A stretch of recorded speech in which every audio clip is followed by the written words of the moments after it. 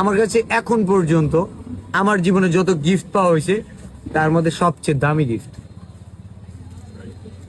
আমার জীবনে সবচেয়ে দামি গিফটটা আমি আলামিন ভাইকে দিতে চাই। মানে আমি জানি আলামিন ভাই কেমন মানুষ, তার কাছে এটা কতটা দামি। শুরুতে যে জিনিসটা বলতে চাই, মানবিক কাজ করে হয়তো আমরা মানবতার ফেরিওয়ালা, কারো কারো কাছে মানবিক কাজের মানবতার মহাজন, কিন্তু আমি যদি বলি মহাজনের মহাজন আছে, সেটা হচ্ছে আলামিন ভাই। আমরা অনেক কাজ করি, ফ্রন্টে আসে, প্রচার হয়, ইয়া হয়। আলামিন ভাই সেই লোক যেন বলতেছি ভাই আমাদের তো বাজেট কম, কেমনে কাজ করেন?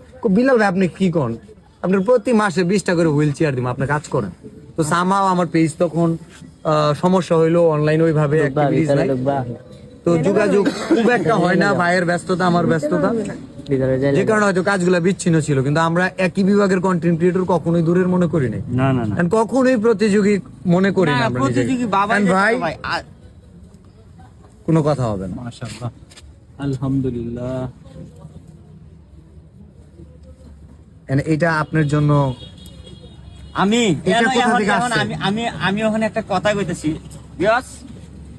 এমন একটা জিনিস দিছে যেটা পৃথিবীর সব থেকে মূল্যবান জিনিস, এর চাইতে মূল্যবান জিনিস পৃথিবীতে কোনো কিছুই নাই। পৃথিবীর সবচেয়ে দামি জিনিস উপহার পেল আলামিন ভাই বিল্লাল ভাইয়ের কাছ থেকে।